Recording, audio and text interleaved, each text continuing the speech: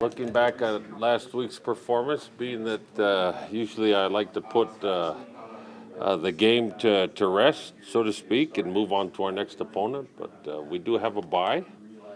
But still, my mindset is we've put the game to rest at this point. So I'm sure a lot's been said and so forth about it. I'm pleased with the direction we're headed. We've got a lot accomplished in the film room today, and we believe we are simply headed in the right direction. Coach, the offensive line's been the story. How do you account for such a turnaround from one week to the next? Well, I see Michael Yeck there with a couple of guys. There is a tremendous story that's currently happening in the program. And a big chunk of that is going on with the offensive line. And I think you folks, I'm not going to tell you how to do your job, even though I know y'all have nice little ways of telling me how to do mine. But there are a lot of stuff you're missing the boat. You need to be talking with Garrett Touche. You need to be talking with our offensive line. I did receive a call from Coach French over the weekend, and he said it's the biggest transformation from week 1 to week 2 that he's seen in his career as a college football player and coach. So I do believe that there are lots of storylines that are just going for the Cougar faithful that want to kind of know the nuts and bolts of the program. I really believe there's a lot there. 2J's always been about effort. Is it just simply an effort thing, these guys buying in and believing in what you're trying to do out there? Well, the whole offense is an effort-based deal.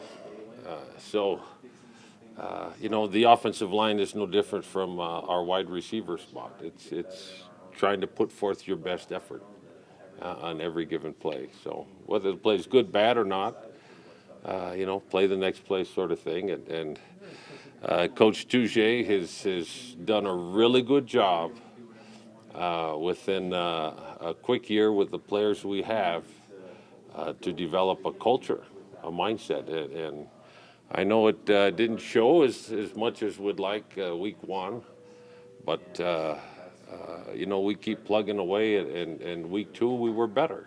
We were better there. Week 3 we have a bye. We need to rest because the guys are going pretty hard.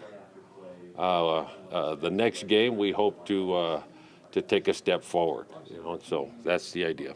You ran 99 plays. Is that what you envisioned, pretty much, the best case scenario? We're trying to go as fast as we can, and we're trying to go as hard as we can. At the end of the game, I heard it was 99. There was no discussion or no strategy as to 99, 95, 92, 120. There was no discussion along those lines. So I found out at the end of the game. Who's the leader on the offensive line? That's tough to say because there's still a group in development. So that's really tough to say for me right now. I think until that player leadership thing emerges, usually the coach is the one that they lean on for that. And right now, I think the leadership process is still in development. Any changes? We saw Edward Pusey come in. We saw Braden Kersey play. Any changes to those 5 you gave us last week? Well, we're trying to rotate as many guys as we can. Again, I do believe the offense requires that. Nobody can play that many plays, so we try to rotate. And obviously, you have to be deserving to get playing time. So we don't rotate as much as we'd like to. I'll put it that way. Sorry, Justin Sorensen's been kicking a lot more accurately than last year, and how much does that weigh into decisions you make on 3rd down, 4th down, field position, all those kinds of things? We look forward to Justin growing as well, because I do believe a kicker's kind of like an offensive football. You grow with confidence and have Justin have a really good outing. You can't help but build your confidence from there. So we look forward to him developing as well as an offensive threat, which he was a really huge part of our success the other night. Can you talk about the contribution of your inside guys, your tight ends, and the inside receivers, just as far as what they're doing to help out this offense at this point?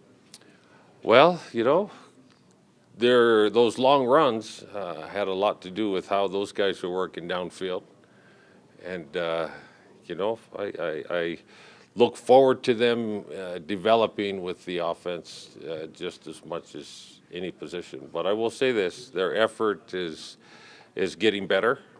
And, we look forward to them playing harder and executing at a higher level. And I do believe that the effort comes first, and then the execution will follow. So right now, we're still working on the effort part, and the execution, as the effort part gives more consistency, I do believe the execution will follow.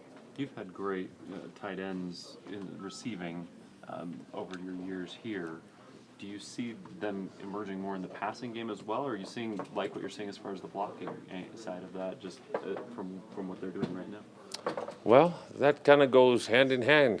If you earn your value on the field, then your number gets called. If it's not, then the key to good offense, I think, is working with the development of your players. If you get too far out in front of yourself, then it doesn't look as well. When it looks well, then you're probably right on the money with what your guys can do and what they're good at doing, and then you build from there.